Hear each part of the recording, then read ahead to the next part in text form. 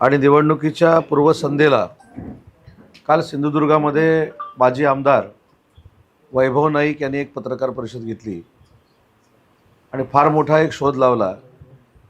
माननीय एकनाथ शिंदेसाहेब मालवणमध्ये येताना हेलिकॉप्टरमधनं येताना ज्या कपड्याच्या बॅगा काढल्या त्याच्यामध्ये पैसे होते, अशा पद्धतीचा एक बालिश आरोप काल वैभव नाईकांनी केलेला आहे। पहिली गोष्ट, वैभव नाईकांच्या एका म्हणण्यामध्ये तथ्य आहे की त्या बॅगा नक्की होत्या, पण एकनाथ शिंदेसाहेब सलग 8-8 दिवस घरी न जाता ज्या कार्यकर्त्यांनी पक्ष मोठा केला आहे त्यांच्या प्रचारासाठी महाराष्ट्रामध्ये फिरतायत, ही वैभव नाईक साहेबांना सवयच नसणार। कारण वैभव नाईकांचे नेते 2 तासासाठी पर्यटनासाठी सभा म्हणून येतात आणि निघून जातात, त्याच्यामुळे त्यांच्याकडे कपड्याची बॅग असणं हे अभिप्रेतच नाही। परंतु एखाद्या मोठ्या नेत्यावर आरोप केल्यानंतर आपण मोठं होतो ही कदाचित वैभव नाईकांची भूमिका असावी आणि त्यांच्या त्यांना खुश ठेवायचं आहे। एकनाथ शिंदे साहेबांवर टीका केल्यानंतर UBTचे पक्षप्रमुख त्यांना 100 मार्क्स देतील असा कदाचित त्यांचा गैरसमज असावा आणि त्या भूमिकेतनं कालची नैराश्यातनं वैभव नाईकांनी पत्रकार परिषद घेतलेली आहे। मी कालच तुम्हाला संध्याकाळी असं सांगितलं की महाराष्ट्रामधले एकनाथ शिंदेसाहेब हे 53 सभा करणारे एकमेव नेते आहेत।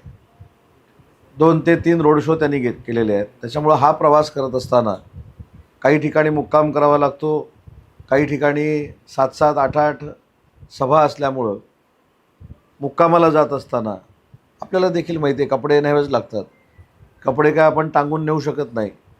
पण वैभव नाईकांनी काल जो एक शोध लावला आहे की त्या बॅगेमध्ये पैसे होते, शिंदेसाहेब पैसे घेऊन आले, पण वैभव नाईक हे विसरले की ज्यावेळी नैसर्गिक आपत्ती सिंधुदुर्गावर आली होती त्यावेळी वैभव नाईकांच्या मतदारसंघामध्ये देखील एकनाथ शिंदेसाहेबांनी अनेक घरांना छत निर्माण करून दिलं होतं आणि ते घरांवरचं छत नव्हतं, तर वैभव नाईक यांची पॉलिटिकल जी काही व्यक्तिमत्व आहे ते तसंच राहावं हा केलेला एकनाथ शिंदेसाहेबांनी प्रयत्न होता।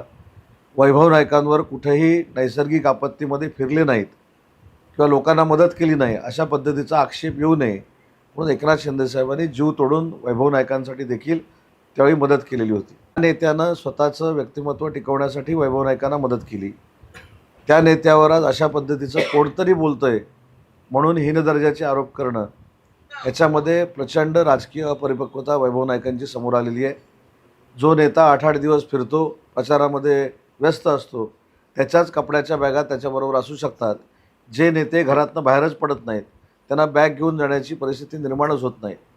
आणि दुसरी एक महत्त्वाची गोष्ट आहे की शिंदेसाहेबांकडे एवढे कार्यकर्ते आहेत, त्याच्यामुळं त्यांना कुठेही पैशाची आवश्यकता नाही, पैसे वाटण्याची आवश्यकता नाही। कार्यकर्ते हेच त्यांचे पैसे आहेत, कार्यकर्ते हीच त्यांची ताकद आहे।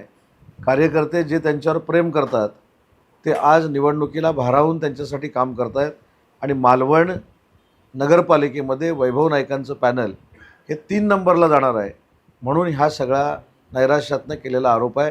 याचा मी जाहीरपणानं निषेध करतो आणि वैभवजींना एक विनंती करतो की राजकारण होतच असतं। काल मी माझ्या भाषणात देखील रत्नागिरीमध्ये सांगितलं आहे, पण विरोधात असताना देखील जी लोकं आपल्याला मदत करतात त्याची कुठंतरी जाण आपल्या हृदयाच्या कुठच्यातरी छोट्याशा कोपऱ्यामध्ये असली पाहिजे, ही एक मित्र म्हणून त्यांना माझी विनंती आहे।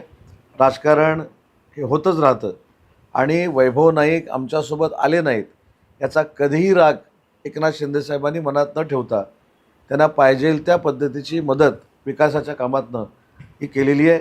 त्याच्यामुळं वैभव नाईकांनी थोडं मागचा विचार करून बोललं असतं तर बरं झालं असतं, पण त्या विचारांचा पण नाईलाज आहे। त्यांच्या UBTच्या पक्षप्रमुखांना खुश करण्यासाठी मी एकनाथ शिंदेसाहेबांच्या संपर्कात नाही हे दाखवण्यासाठी एकनाथ शिंदेसाहेबांवर टीका करणं हे क्रमप्राप्त आहे, पण आपण कोणावर टीका करतोय ह्याचं थोडं भान असलं पाहिजे। आरोप केलेले आहेत हे धादांत खोटे आहेत। आमचा नेता म्हणजेच आमचे एकनाथ शिंदेसाहेब हे महाराष्ट्रामध्ये फिरतात त्यावेळी अनेक ठिकाणी महाविकास आघाडीच्या लोकांना पराभवाला सामोरं जावं लागतं। यासाठी कदाचित UBTच्या नेत्यांनी आदेश दिल्यामुळं वैभव नाईकांनी असं वक्तव्य केलं असेल, पण वैभव नाईकांना हे बोलण्याचा अधिकार नाही। वैभव नाईकांनी पराभव स्वीकारल्यानंतर जे काय मालवणमध्ये संपर्क ठेवायचा होता तो न ठेवल्यामुळे ते पराभवाला सामोरं जाणार आहेत आणि त्याचं खापर कोणावर तरी फोडलं पाहिजे म्हणून ज्या शिंदेसाहेबांच्या कपड्याच्या बॅगा होत्या त्या पैशाच्या बॅगा होत्या हे सांगून TRP मिळवण्याचा आणि ब्रेकिंग देण्याचा हा केविलवाणा प्रयत्न आहे. कार्यकर्त्यांना असं वाटायला लागलेलं आहे की सिंधुदुर्गामध्ये एखादी प्रेस कॉन्फरन्स घेतली, सिंधुदुर्गामध्ये एखादा बाईट दिला की आपण देशाच्या पातळीवर चमकतो ब्रेकिंग म्हणून कदाचित कालचा हा प्रसंग घडला आहे. पण रत्नागिरीत कुठेही असं आपल्याला जाणवत नाही, रायगडमध्ये जाणवत नाही, महाराष्ट्राच्या कुठच्याही जिल्ह्यामध्ये जाणवत नाही. आणि म्हणून काल मुख्यमंत्री पण बोलले निवडणूक झाल्यानंतर भविष्यामध्ये असे वाद होऊ नयेत यासाठी मुख्यमंत्री म्हणून ते स्वतः दक्षता घेणार आहेत. टाइम्स डिजिटलला लाईक करा, शेअर करा, सबस्क्राईब करा आणि बेल आयकॉन दाबायला विसरू नका. Times digital.